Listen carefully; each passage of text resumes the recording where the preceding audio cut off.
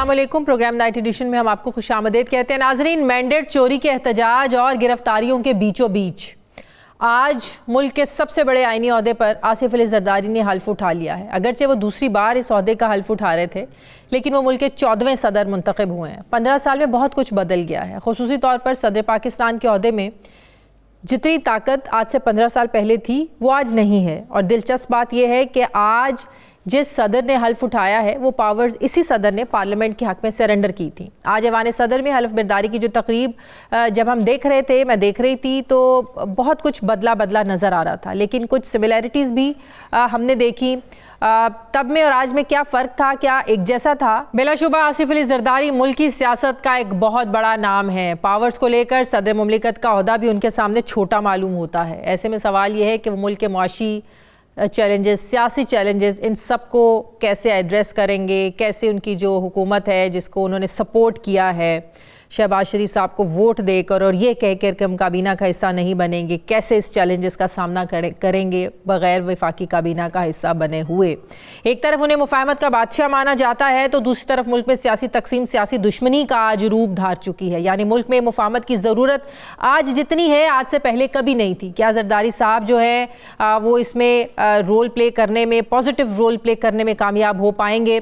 जरदारी साहब को हमेशा इस बात का क्रेडिट दिया जाता है कि उन्होंने नहायत सियासी तदब्बुर के साथ अपनी पहली टर्म को मुकम्मल किया, मगर आज हालात बड़े मुख्तलिफ हैं, बिल्कुल मुख्तलिफ हैं।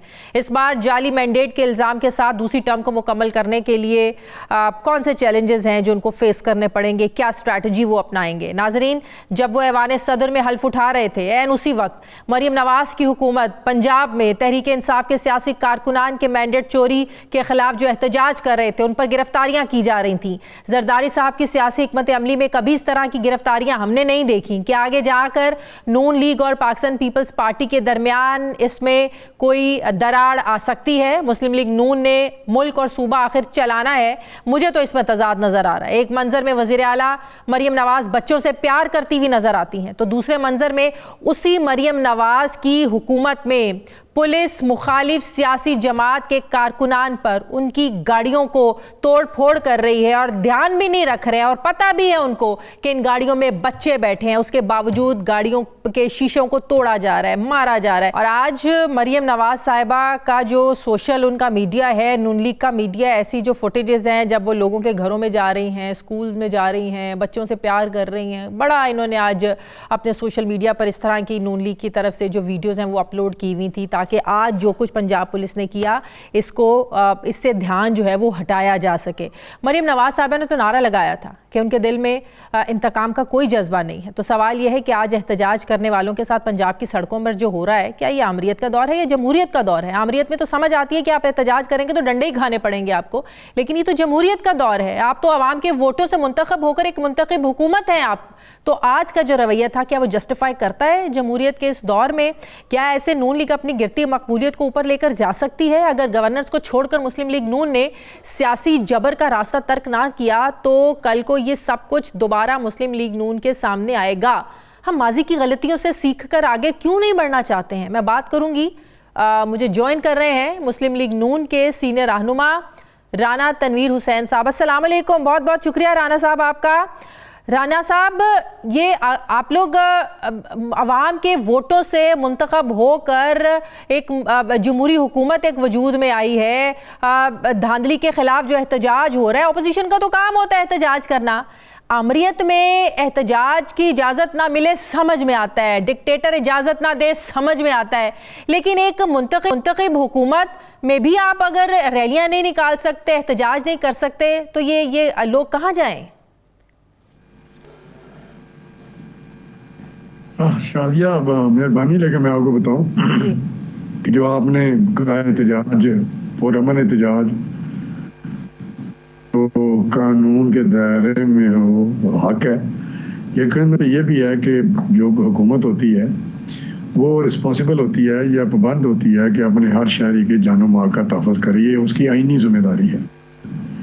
और आईनी जिम्मेदारी को निभाना, मेरा ख्याल है उसको पूरा करना, उस ऑब्लिगेशन को, वो उसकी प्रायोरिटी है पॉलिटिकल एक एंड से, कि एक पॉलिटिकल अगर उसकी अप्रोच हो कि सियासी तौर पे हम क्या करें तो वो और बात है। लेकिन ईद पे अमलदारी एक और बात है, और उसमें है कि जानो माल का, हर शहरी के जानो माल का तहफ़्फ़ुज़ हुकूमत की जिम्मेदारी है। मैं समझता हूँ ये जो एहतजाज हो रहे हैं, ये जब भी पीटीआई ने ये काम किया, आपको पता है, चाहे 2014 का धरना हो या दूसरे मामला भी आपने ओवर ए पीरियड देखे और आज तक देख रहे हैं, उसमें किसी किस्म का भी जो वो क्या आप कह सकते हैं पीसफुल प्रोटेस्ट नहीं होता। उसमें तशद्दुद होता है, उसमें डैमेज होता है प्रॉपर्टी राणा का। साहब, आज कहाँ डैमेज हुआ? आज कहाँ प्रॉपर्टीज को नुकसान पहुंचा? आज कहाँ जलाओ घेराव हुआ? एडमिनिस्ट्रेशन का जो हैंडल करने का तरीका होता है, वो प्रिवेंटिव मेजर्स होते हैं। एक होता है कि बाद में आप जब कानून हाथ में लें, इनको रिपोर्टें होती हैं। आज ज़माना बहुत आगे जा चुका है, आपकी वो इंटेलिजेंस के इदारे हैं, IB है, स्पेशल ब्रांचेज हैं और सारे सोर्स हैं, तो पता चल जाता है किसके पास डंडे हैं, क्या वो कर रहे हैं, किस तरह। 9 मई को भी तो देखा ना कि किस तरह वो 9 मई एक गाड़ी में, अभी मैंने फुटेज चलाई है, गाड़ी में 3 बच्चे बैठे हुए हैं, उनके पास कौन से डंडे थे? छोटी छोटी उम्र के बच्चे बैठे हुए हैं और पुलिस उनकी गाड़ी पर डंडे मारी जा रही है। नहीं, फुटेज को छोड़ें, ये क्या क्या वहाँ होता है, लेकिन 9 मई का भी तो आप जवाब देना कि वहाँ हर चीज को 9 मई का जो हुआ गलत हुआ, लेकिन जनाब हर एहतजाज को आप 9 मई के साथ कंपैरिजन उसका नहीं कर सकते। बहुत बात करने लगा हूँ मैं। अगर ये लिबर्टी में इकट्ठे हुए और उनकी सुने वीडियो, मुझे एक खातून थी जो बाद में अरेस्ट भी हुई, उसने कहा मुझे तो पता ही नहीं है, मैं तो जा रही थी स्कूल में बच्चों को लेने या छोड़ने, फिर मुझे फ़ोन आया कि लिबर्टी आ जाए। मैं उधर लेफ्ट हो गई, टर्न कर गई, मैं लिबर्टी पहुंची तो वहाँ खड़ी हो गई, फिर उन्होंने कहा आगे चलें, हम आगे चले गए। अगर वहाँ उनको रोका जाता तो ये वाक़या जो बहुत ही काबिल मज़म्मत है, या जितना भी नॉट एक्सेप्टेबल, कि डाइजेस्ट नहीं हो सकता जो कोर कमांडर के घर पे उन्होंने किया है, तो अगर वहाँ रोका जाता तो यही बात है ना कि अगर आप इनको छोड़ देंगे तो उस वक्त फिर कोई चीज़ काबू में नहीं रहती। मैं आपको बताऊं, मैंने भी देखा प्रोटेस्ट, कॉलेज में था तो उस वक्त भी स्टूडेंट जब प्रोटेस्ट करते थे तो आप माशाल्लाह बड़े सीनियर सियासतदान हैं। जो कुछ 9 मई को हुआ और जिन्होंने 9 मई किया, उन लोगों के साथ आज जो कुछ हो रहा है, दोबारा कोई 9 मई वाला वाकया करने की या उस तरफ बढ़ने की कोई कोशिश करेगा? कोई जी शऊर जो शख्स है, कारकुन है, मेरा ख्याल है वो दोबारा कोशिश नहीं करेगा। जो आज कुछ लोगों के साथ हो रहा है, कोई 9 मई के वाक़े को जस्टिफाई कर ही नहीं सकता, करना भी नहीं चाहिए। जो जिम्मेदार है उनको सजाएं मिलनी चाहिए। लेकिन आज सलमान अकरम राजा कौन सा जलाओ घेराव कर रहे थे? लतीफ़ खान खोसा कौन सा जलाओ घेराव कर रहे थे? पुलिस पकड़ पकड़ कर उनको गाड़ियों में डाल रही है, उनको गिरफ्तार कर रही है।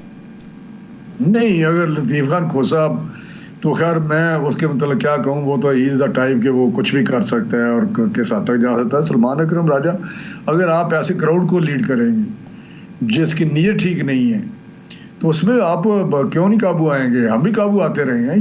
ये आप बात कर रही हैं कि अपने कि जी अगर होता तो ये होता, अगर होता तो बहुत कुछ हो चुका होता है उस वक्त चीजें जज्बात में इतने लोग होते हैं। लेकिन अब आप लोगों की हुकूमत है, फिर कोई आइन में तरमीम कर ले, कानून साजी कर ले कि हम हों कल को अपोजिशन में या आज तहरीक इंसाफ है, किसी को रैली निकालने की, किसी को एहतजाज करने की बस इजाजत होनी नहीं चाहिए इस मुल्क में, फिर ये कर लेना आप लोग। क्या आप गलत समझ रही हैं? आप मतलब उसी को रिपीट कर रही हैं या बार बार उसी लगी हुई हैं। पुरअमन एहतजाज पे किसी को इतराज़ नहीं है। आप ट्राई टू अंडरस्टैंड, आप जिद होके बनाना चाहती है कि जी यहाँ को ज्यादती हो रही है। क्या यहाँ ज्यादती? बहुत सारे प्रोटेस्ट होते हैं, बहुत सारे, लेकिन अगर आगे बैठ जाते हैं, धरना देते हैं, तो उनको भी कबूल करते हैं हम। टीचर बैठे रहते हैं और लोग बैठे रहते हैं, पुरअमन बैठे रहते हैं।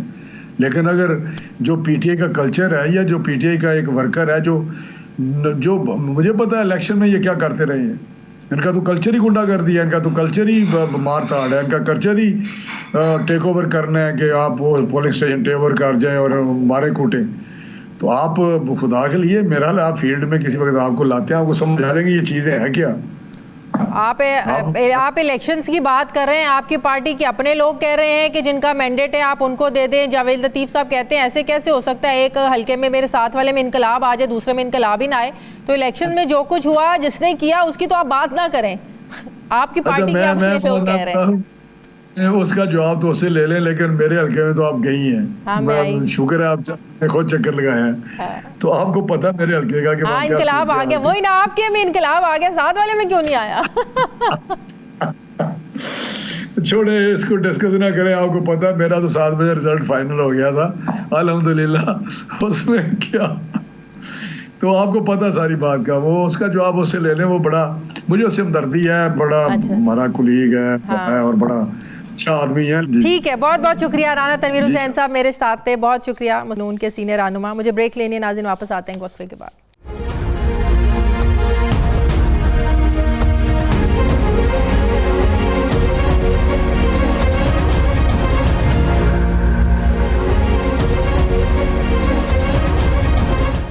ब्रेक के बाद एक बार फिर से आपको खुशामदीद कहते हैं नाजरीन। आज जिस वक्त सदर पाकिस्तान आसिफ अली जरदारी अपना हल्फ उठा रहे थे, एन उसी वक्त पाकिस्तान की सड़कों पर तहरीक इंसाफ अपने मैंडेट चोरी होने का वावेला करी थी, उसके खिलाफ आज रैलियां निकल रही थी, वो एहतजाज कर रहे थे। उधर सदर पाकिस्तान को सैल्यूट पेश किए जा रहे थे, तो उधर वही पुलिस तहरीक इंसाफ के कारकुनान को गिरफ्तार कर रही थी। नाजरीन, मैंडेट चोरी की आवाज़ें दब नहीं रहीं। सूबाई असम्बलियों में वज़ीर आला बन गए, नेशनल असम्बली में वज़ीर आज़म ने हल्फ उठा लिया, ताकि सदर पाकिस्तान की एंट्री भी हो गई, उन्होंने भी हल्फ उठा लिया। लेकिन तहरीक इंसाफ वहीं 8 फरवरी पर खड़ी है अपने फॉर्म 45 और फॉर्म 47 का फ़र्क लिए। जिस इलेक्शन को सुन्नी इत्तेहाद काउंसिल मतनाज़े, गैर आइनी, गैर कानूनी करार दे रही है, उसी इलेक्शन को उनके अपने सदारती उम्मीदवार महमूद खान अचकज़ई कह रहे हैं कि ये पहली बार ऐसा इलेक्शन हुआ है जिसमें कोई ख़रीदो फ़रोख्त नहीं हुई। उन्होंने अपनी शिकस्त तस्लीम की।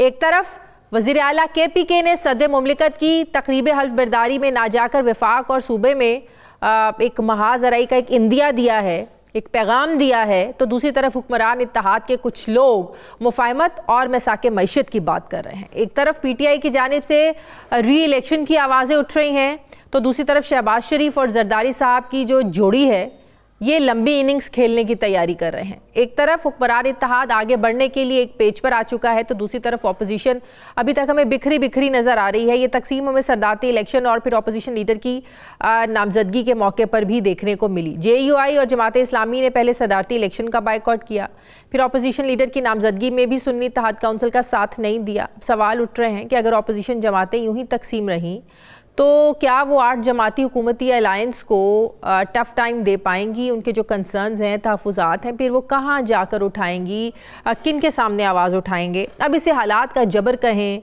या नाक़िस हिकमत का खमियाजा, यही एजिटेशन की सियासत जो है वो PTI को आज कहाँ से कहाँ ले आई है।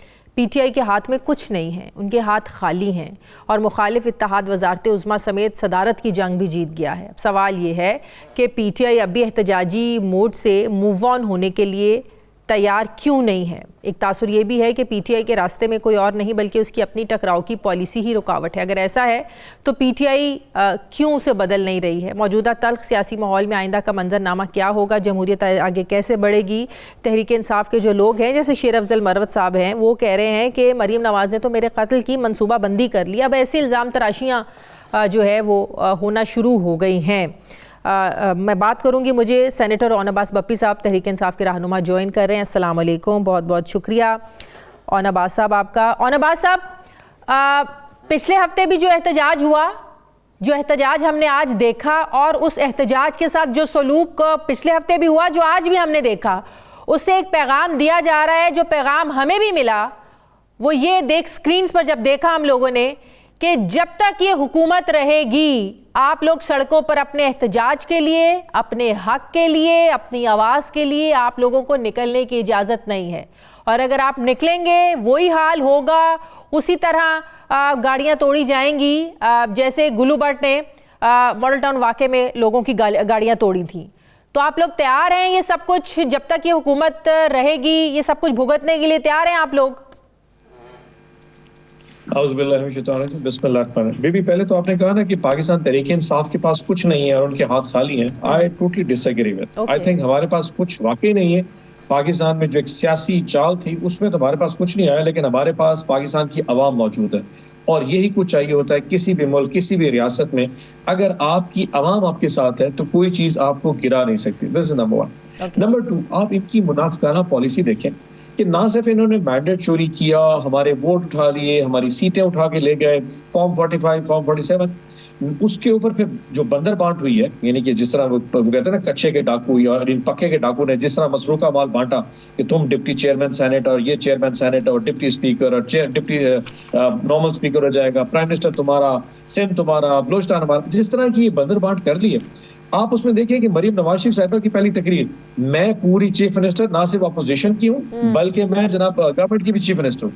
उसी दिन पिछले इतवार को जो प्रोटेस्ट था, उस दिन जिस किस्म की बर्बरियत थी, जिसको अपीजमेंट कहते हैं, रियासती जो एक दहशतगर्दी थी, अगर आप उसका आलम देखें, आज फिर उसका पीक था। मैं एक वीडियो देख के हैरान हो गया, एक गाड़ी में 3 बच्चे पीछे बैठे थे इमरान खान की सर के ऊपर वो डाल के, और वो डीएसपी ऐसे दरवाजा खड़का रहा था जैसे उसको ना बहुत बड़ा कोई दहशतगर्द। देखिए ये जो वफादारी में शाह से ज्यादा शाह वफादार बन रहे हैं ना ये पंजाब पुलिस, यकीन करें मरियम नवाज शरीफ की ये जो बुज़दिलाना जो हरकतें हैं, हमें अब मजाक लगता है। हम जो कुछ देख के आए बैठे हैं, ये तो उनके जो बगल बच्चे हैं बड़े। Having said that, this is for sure, मैं आपको रीट्रेट कर रहा हूँ, जब तक हमारा मैंडेट वापस नहीं दिया जाता जो 8 फरवरी को पाकिस्तान की आवाम ने दिया था, हम चैन से नहीं बैठेंगे। आप इसको क्या कहते हैं, ऐसे ही डंडे खाते रहेंगे,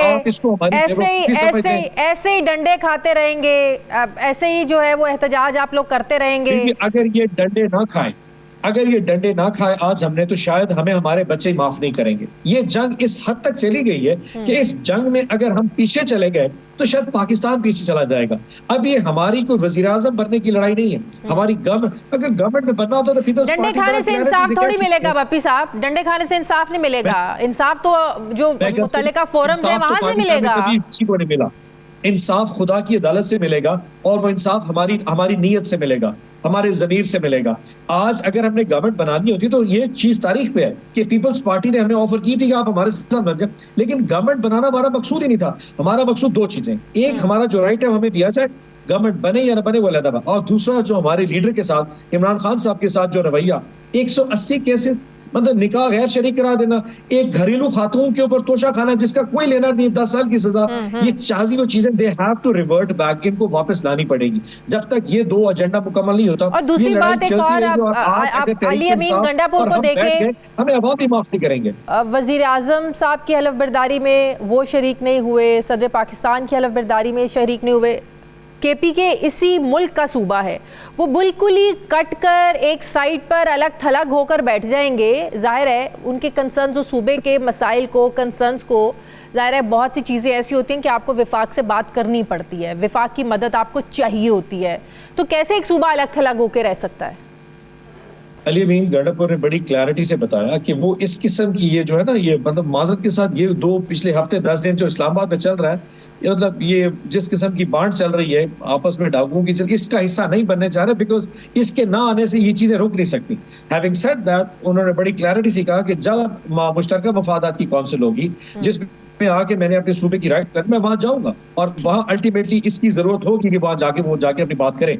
लेकिन आज अगर उसके इस जो आज सदारती है उसमें अगर वो टेकिंग में नहीं है तो उसे कौन सा वो रुक गया। पैगाम बड़ा क्लैरिटी से है, and this is very clear, this is one party against everyone. और तो और आज मैं हैरान था कि मतलब शमशाद अख्तर, मोहसिन नकवी, औरंगजेब, जिलानी साहब, यानी कि निगरान सेटअप के लोग शामिल होने जा रहे हैं। बिल्कुल बिल्कुल, तो ऐसे अगर मतलब ये तो पाकिस्तान में वो कुछ हो रहा है जो हमने भी नहीं सोचा था।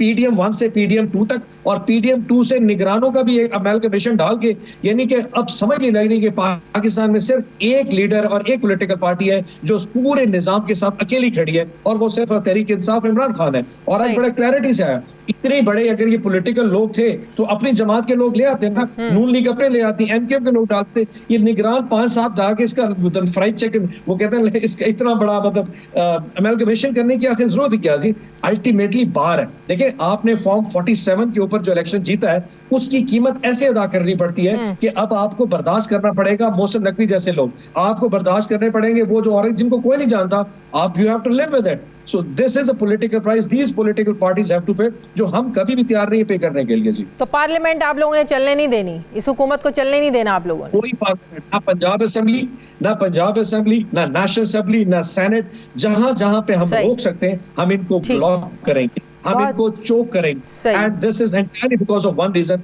कि पाकिस्तान की अवाम इनको और शायद बर्दाश्त ना कर सके। बहुत हमें अपना कोई नहीं, हमें अवाम। और अब्बास बप्पी साहब मेरे साथ है, बहुत शुक्रिया। नाज़रीन, आज पाकिस्तान तहरीक इंसाफ जो कारकुनान थे पूरे मुल्क में एहतजाज के लिए निकले हुए थे, लेकिन उस एहतजाज में पुलिस ने लोगों के साथ, कारकुनान के साथ जो किया वो टीवी स्क्रीन्स पे भी हमने देखा, वो सोशल मीडिया पे भी चल रहा है। पूरे मुल्क में जो एहतजाज हो रहा है, ज़रताज गुल साहबा से भी पूछते हैं कि उनके वहाँ जो इनके इलाके में जो रैलीज़ निकल रही थी, एहतजाज हो रहा था, वहाँ पुलिस का कैसा रवैया था। अस्सलाम वालेकुम, ज़रताज गुल साहिबा मुझे ज्वाइन कर रही हैं, बहुत शुक्रिया ज़रताज साहिबा आपका। ज़रताज साहिबा, हम बात कर रहे हैं पूरे मुल्क में आज पुलिस का रवैया, गुल्लू भट्ट के रवैये से, जो गुल्लू भट्ट थे 2013-14 में जो उन्होंने हाल किया था लोगों की गाड़ियों का, गुल्लू भट्ट ने, आज वो हालात हमें दोबारा देखने में मिले। जिस तरीके से लोगों की गाड़ियां तोड़ी जा रही थी, डंडे बरसाए जा रहे थे गाड़ियों पर भी, लोगों पर भी। पुलिस बिल्कुल नहीं ये देख रही थी कि किस गाड़ी में बच्चा बैठा है, कोई खातून बैठी है, बस वो उन्होंने गाड़ियां तोड़नी है। आप डीजी खान में आज वहां पर भी एहतजाज हुआ, वहां क्या रवैया था पुलिस का?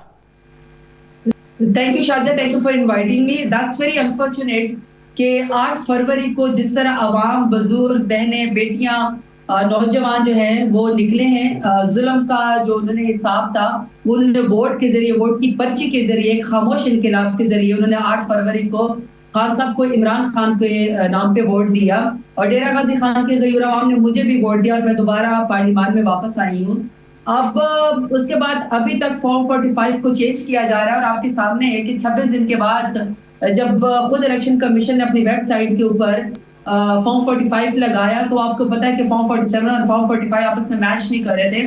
वो इतना बड़ा ट्रॉल बन गया कि उनको अपनी वेबसाइट से वो हटाना पड़ा और सबको पता है कि इस वक्त फॉर्म 47 वाले जबरदस्ती आवाम के मैंडेट के ऊपर डाका मार के कोई चीफ मिनिस्टर बना हुआ है, कोई प्राइम मिनिस्टर बन गया है और कोई स्पीकर बन गया और कोई जो है वो सदर बन गया है। वहां पे अवाम एक पुरअमन एहतजाज करना चाह रहे हैं क्योंकि वो बताना चाह रहे हैं कि हमने वोट तो किसी और को दिया था, वोट तो हमने इमरान खान को दिया था और ये किसी भी आईन कानून में गलत नहीं है कि अवाम अपने वोट की हिफाजत के लिए पीसफुल प्रोटेस्ट करें। आज पीसफुल प्रोटेस्ट जो है, देखिए शाज़िया, ये सिर्फ पीटीआई का एहतजाज नहीं है, ये 12 करोड़ वोटर का और 25 करोड़ अवाम का जो है वो एक पीसफुल एहतजाज है जिसको अचगज़ई साहब कह चुके हैं कि ये मैंडेट चोरी हुआ है। मुस्तफा कमाल साहब की जो अपनी ऑडियो वीडियो है एमकेएम कह चुकी है कि 14 सीटें उनको जो है जबरदस्ती दी गई है। इसी तरीके से पीएमएलएन के बहुत सारे जो ख्वाजा साद रफीक या शायद खाकान अब्बासी या मियां जावेद लतीफ, इस तरह के और कौम के लीडरान हैं जो ये कहते हैं कि हमें जबरदस्ती सीटें दी, उससे इनकार कर दिया क्योंकि वोट को दो की इज्जत को हमारा नारा था, तो हम जबरदस्ती किसी और की जीत के हार क्यों पहने। इसी तरीके से यही तो नून लीग वाले कहते हैं हमारे भी तो इतने बड़े बड़े नाम आ रहे हैं, राना सनाउल्लाह साहब, ख्वाजा साद रफीक साहब, जावेद लतीफ साहब, पुरम दस्तगीर साहब, वो कहते हैं हमारे भी तो नाम आ रहे हैं, हमने भी तो शिकस्त तस्लीम की है, हम तो सड़कों पे नहीं है। देखिए शाज़िया, ये प्ली देना कि चूंकि हम कुछ लोग जो हैं वो इनके हार गए हैं, असल में तो बात ये कि जाहिर बात है 12 करोड़ वोटर थे, उसको कंट्रोल करने के लिए इन्होंने जितनी जिस तरह उन्होंने आरओ के दफ्तर को जो है या कमाल बनाए रखा, लोगों को 2-2, 3-3 दिन तक रिजल्ट नहीं दिया और अभी तक रिजल्ट चेंज किए जा रहे हैं। सारा इश्यू तो यही है कि 8 फरवरी को इलेक्शन जो हुआ उसके मैंडेट के ऊपर डाका मार के अभी तक इलेक्शन रिजल्ट को चेंज किया जा रहा है। वहाँ ये प्लीज देना कि राना सनाउल्लाह भी हार गए, फलाने भी हार गए। देखिए, जिन लोगों ने अपनी शिकस्त ग्रेस के साथ तस्लीम की तो थोड़ी बहुत उनकी इज्जत रह गई, अदरवाइज तो शाज़िया ये ना इंसाफी कोई दलील ही नहीं है कि चूंकि फलाना हमारा हार गया। तो बात ये है कि क्या ये मानते हैं कि नवाज शरीफ साहब जो है वो जीत चुके हैं? बताए ना, क्योंकि हमें तो पता है, हमारे पास रिजल्ट है फॉर्म 45 के मुताबिक डॉक्टर यास्मीन राशिद जी। लेकिन अब ये एहतजाज आप लोग कब तक करते रहेंगे? हम हमेशा ये बात करते हैं कि 126 दिन का धरना भी आप लोगों ने दिया, जिसकी हुकूमत थी उसकी हुकूमत रही, वो हुकूमत चलती रही, नून लीग की हुकूमत ने 5 साल पूरे किए। अब ये वज़ीर आज़म भी मुंतखब हो गए हैं, सदर पाकिस्तान ने भी हल्फ उठा लिया है, आप एहतजाज करते रहेंगे, सड़कों पर ऐसे डंडे खाते रहेंगे, लोगों को मार पड़वाते रहेंगे, क्या ऐसे ये सिस्टम चलेगा? देखिए शाज़िया, फिर जहाँ तक इसकी बात है ना कि पुलिस गुलो भट्टों के जरिए लीड करके अपनी ही आवाम को, स्पेशली पंजाब के अंदर टूट पड़ती है, चादर और चार दीवारी को पामाल करती है, खवातीन की बेइज्जती करती है, बच्चों को और बुजुर्गों को भी नहीं बख्शती। जंगों के भी कुछ असूल होते हैं कि जंग में बुजुर्गों को, मरीजों को और खवातीन को बख्श दिया जाता है। तो क्या पंजाब की माँ पर जो टेस्ट मिनिस्टर जबरदस्ती इस वक्त जो है वो फॉर्म 47 के जरिए मैर शराफत अली इनको हरा चुके हैं। ये जो जबरदस्ती चीफ मिनिस्टर बन गई, क्या इन्होंने ये कर लिया है? कब इन्होंने जितनी भी देर भी इनकी हुकूमत जबरदस्ती रहनी है, इन्होंने अवाम से ही बदला देना है, क्योंकि अवाम ने इनको वोट नहीं दिया। देखिए, हमारा काम है अवाम के हक की बात करना। फर्ज कर लेते हैं कि इन्होंने अब जबरदस्ती, आपने कहा इन्होंने हुकूमत बना ली है, तो क्या हम इस तरह करते रहेंगे? देखिए शाहज़ा, मेरी बात सुने, अवाम ने हमें वोट दिया है, उसके वोट की पासदारी और उस वोट की ताकत पे हमारा फर्ज है कि हम अवाम की वोट के ऊपर डाका ना पड़ने दें। ये सवाल तो ये कि अवाम को, लेकिन उसका बेस्ट फोरम क्या है? आवाज उठाने का बेस्ट फोरम क्या है? जहां आप बैठे हुए हैं, पार्लियामेंट जबरदस्त फोरम है इस अवाम के लिए आवाज उठाने का, अवाम के साथ जो ज्यादती हुई है आवाज उठाने का। फिर अगर आप इंसाफ आप लोगों को चाहिए तो अदालतें हमारी मौजूद हैं, सड़कों पे तो इंसाफ नहीं मिलने लगा आप लोगों को। देखिए शायद ये तो मल्टी प्रोंग स्ट्रैटेजी है ना। सबसे पहली बात ये कि जो हम लोग ईवान में इतने जुल्म और जबर के बावजूद भी जो 91 लोग इस वक्त ईवान के अंदर में नेशनल असेंबली की बात करें जो हम लोग जीत के आ गए हैं, वहां पे अभी तक भी पकड़ दकड़ के बावजूद और रिजल्ट चेंज करने के बावजूद भी जब हम लोग आ गए तो हम ईवान में बार बार इमरान खान की, बुशरा बीबी की, अपने पॉलिटिकल प्रिजनर्स की और खवातीन के और अवाम के मैंडेट की हम बार बार बात करते रहेंगे। दूसरे हमारे जो वकला हैं वो बार बार हर इंसाफ का दरवाजा खटखटाते रहते हैं। 31 लेकिन आप एक बात बताएं ना, आप लोग कह रहे हैं अभी भी 100 सीटें जो है हमारी उस पर डाका मारा गया है, राइट? लेकिन इलेक्शन कमीशन के पास जो दरखास्तें दी हैं वो 25 से 30 आप लोगों की दरखास्तें हैं। अगर तो इतनी सीटों पर आप लोगों का मैंडेट चुराया गया है, जो 100 सीटों का आप मजीद दावा कर रहे हैं, इलेक्शन कमीशन के पास जो दरखास्तें गई हैं वो तो 25 से 30 गई हैं। नहीं, देखिए शाजिया, 2018 में भी ट्राइब्यूनल में सबसे ज्यादा पीटीआई की केसेस थे, क्योंकि हमारे ये इलेक्शन जबरदस्ती चोरी हुआ था ताकि हमें सीटें कम की जाए। और जब हमारी कुर्सी पे किसी को रिजीम चेंज के जरिए इमरान खान को हटाना हो तो लोगों को ब्लैकमेल करके उठा के हमारी सीटें जो कम कर दी, हमारी हुकूमत गिरानी थी वो गिरा दी। अभी भी जो 2024 का जो इलेक्शन था, इलेक्शन से पहले किस पार्टी के साथ ये जुल्म हुआ है कि आप उसकी पार्टी का निशान खत्म कर दें? उसके लीडर इमरान खान को 31 साल की 2 दिन के अंदर सजा देते प्रिविलेज केसेस के अंदर, ताकि अवाम जो है वो नाउमीद हो जाए सिस्टम के अंदर से। किस पार्टी को 200 से ज्यादा निशान पड़े? और मैं तो एक ही बात कहती हूँ ना, भले से निशान से हार जाते पीएमएलएन तो शायद कुछ इज्जत भी रह जाती। तितर बटेर बैंगन चिमटे से और जूते से ये लोग हारे हैं, थोड़ी सी तो इनको कोई भी शर्म होनी चाहिए थी। तो हम तो बार बार, अच्छा, जो मखसूस नशिस्तों का आपका मामला है, तो आप लोगों ने सुन्नी इत्तेहाद काउंसिल, उन्होंने तो कोई दरखास्त ही नहीं जमा करवाई हुई थी, तो आप ये कहीं ना कहीं आप लोगों की भी लीगली कोई मिस्टेक है कि आप लोगों ने ऐसी जमात का इंतखाब किया? शाजिया, जहाँ पे लीगल इश्यूज होते हैं, इंसाफ वो जो शहबाज शरीफ को सूट करे, इंसाफ और आईन वो, पुलिस वो, सिस्टम वो जो शहबाज शरीफ जरदारी और मरियम नवाज को सूट करे। जहाँ पे अवाम की बात हो, वैसे तो कहते हैं कि पीटीआई शजर ममनुआ है, छोड़ दे सारी चीजों को कि सुन्नी इत्तेहाद काउंसिल या कौन से लीगल लेकुना, इसको छोड़ भी देते हैं। बात ये कि पीटीआई तो शजर ममनुआ है ना, हमें तो अवाम की ताकत से आई है, फॉर्म 47 के जरिए आए, तो वहां पे हमारे सीटों के ऊपर बंदर बांट करते हुए पीएमएलएन को और पीपल्स पार्टी को जरा भी शर्म नहीं आई, जरा भी हया नहीं आई है। तो लीगल लेकुना तो सिर्फ उनको वही सूट करते हैं ना जो इनके फेवर में जाते हैं। बाकी तो इंसाफ, कानून और आईन कौन सा है जो ये लोग बात करते हैं? अगर आईन और कानून के मुताबिक फैसले हो तो आपके ख्याल में अवाम इस तरह डंडे पड़े, इस तरह खवातीन के गिरबान में हाथ डाला जाए? ठीक जी शादी, बहुत बहुत शुक्रिया। जरताज गुल साहिबा मेरे साथ थी आपका। मुझे ब्रेक लेनी है नाज़रीन, वापस आते हैं वक्फे के बाद।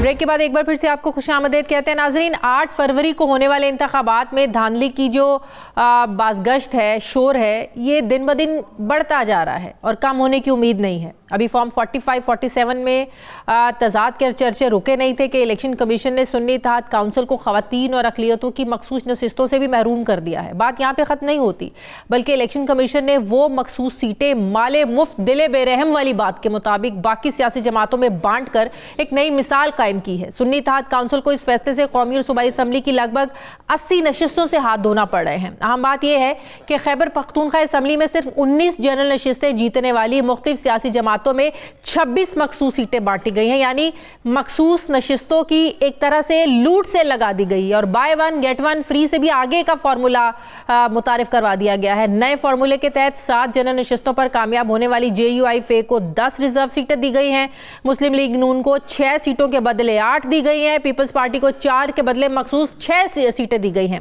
सवाल यह है कि क्या इलेक्शन कमीशन का ये जो तरीक़ाकार है ये किसी भी तरीके से जस्टिफाई होता है? इलेक्शन कमीशन के 5 रुकनी बेंच ने जो फैसला दिया उसमें कहा गया है कि क्योंकि सुन्नी इत्तेहाद काउंसिल ने खवातीन और गैर मुस्लिम नशिस्तों की तरजीही लिस्ट ही जमा नहीं कराई तो उन्हें ये सीटें नहीं दी जा सकती। तो सवाल ये है कि ये सीटें फिर दूसरी सियासी जमातों को किस कानून के तहत दी जा सकती हैं जिस पर उनका हक बनता ही नहीं है। मैं बात करूंगी, मुझे ज्वाइन कर रहे हैं माहिर कानून राजा आमिर अब्बास साहब। अस्सलाम वालेकुम राजा आमिर अब्बास साहब, जिस तरीके से इलेक्शन कमीशन ने दूसरी सियासी जमातों में मखसूस नशिस्तें अक़लियती और ख़वातीन की नशिस्तें दी हैं, ये कोई नया कानून मुतारिफ करवाया गया है या ये सवाबदीद है इलेक्शन कमीशन की कि वो जो चाहे इस हवाले से कर सकता है?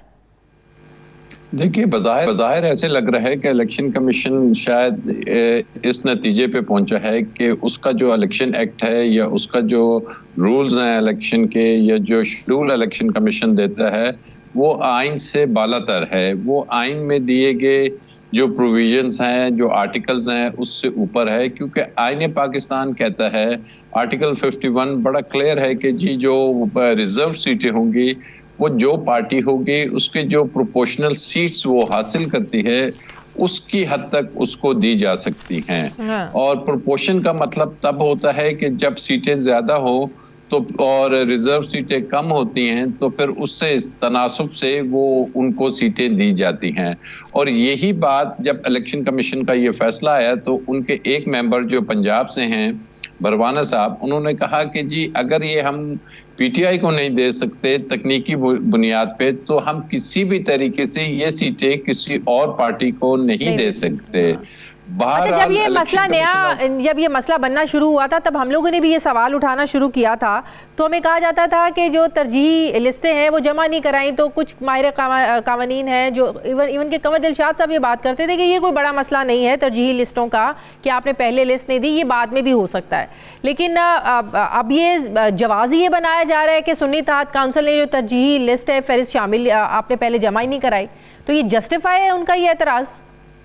एब्सोल्युटली किसी भी तरीके से जस्टिफाई नहीं है। आपको याद होगा जब बाप पार्टी आई थी पिछले इलेक्शंस में तो उनके सीटें उन्होंने तरजीह लिस्ट नहीं दी थी। तो उस वक्त एक ट्रे में ले जाके ये सीट्स उनके पीछे पीछे घूम के दी गई कि जनाब ये आपकी सीटें हैं, ये आके ले जाइए।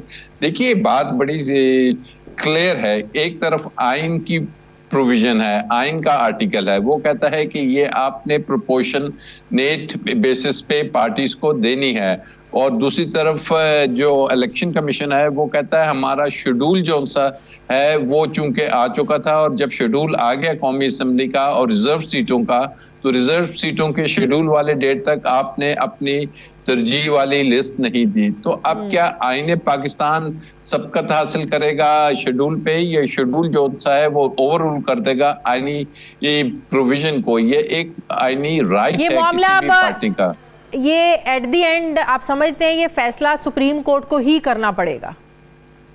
देखिए अल्टीमेटली ऑब्वियसली जो आखिरी आप बेटर है, जिसने फैसला करना है, जिसने डिसाइड करना है वो तो सुप्रीम कोर्ट है। लेकिन ज़हन में ये रखिए कि इसकी वजह से जो नुकसान हो चुका है, जैसे कि प्रेसिडेंट का इलेक्शन है, जैसे कि अब सेनेट के इलेक्शंस होने जा रहे हैं, ये तमाम के तमाम जो हैं इसमें एक तो चले जो फॉर्म 45 और 47 के जो इशू है वो तो अलहदा है, लेकिन इससे 80 और जैसे कि अभी आपने अपने इंट्रो में कहा कि कभी दुनिया में ऐसे हुआ है कि 7 आप जनरल सीटें लें और उस पर 10 आप रिजर्व सीट्स ले जाएं। For God's sake, this is not the theme of the Constitution. आईने पाकिस्तान में ये लेकिन नुकसान तो उठा लिया ना। आप देखें सदर पाकिस्तान का इलेक्शन भी हो गया, स्पीकर के इलेक्शन भी हो गया, जो नुकसान होना था वो तो हो चुका ना तहरीक इंसाफ वालों को।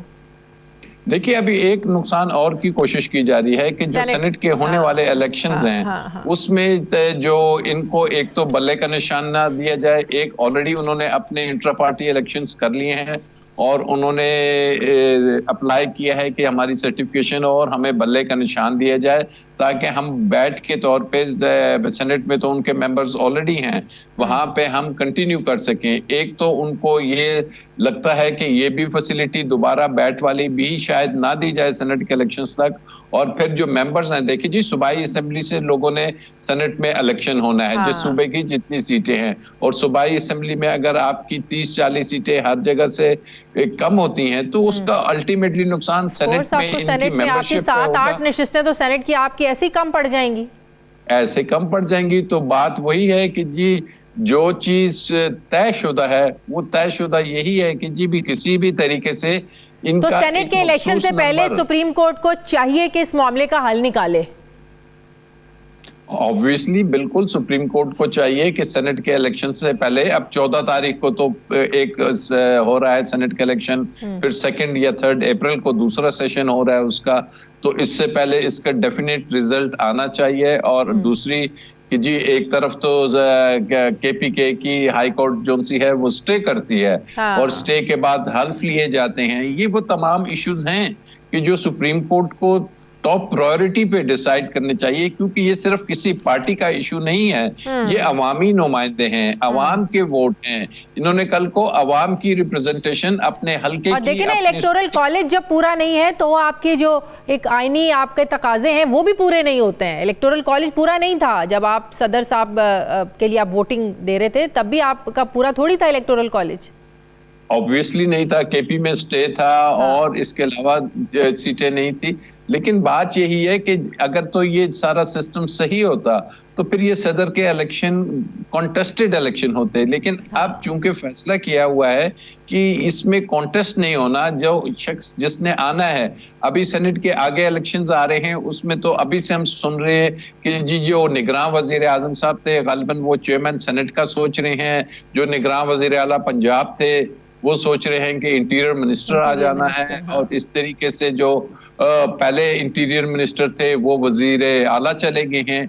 तो ये तो वही म्यूजिकल चेयर है कि यहाँ का निगरान वजीर दाखिला सरफराज बुखरी साहब वजीर आला हो गए, वहाँ के वजीर आला पंजाब के अब इंटीरियर मिनिस्टर सोच रहे हैं, चेयरमैन सेनेट है। But this is not something कि जिस तरीके से पार्लियामेंट चल सकेगा या सेनेट चल सकेगा या वो। आखिरी सवाल, इलेक्शन कमीशन ने जो फॉर्म 45 अपनी वेबसाइट पर एक तो बड़ी देर से अपलोड किए, दूसरा जिस तरीके से टेम्परिंग देखने में आई, 0 को आप 8 बनाया हुआ है, 1 को आपने 7 बनाया हुआ है, 1 को आप 9 बनाने की कोशिश कर रहे हैं।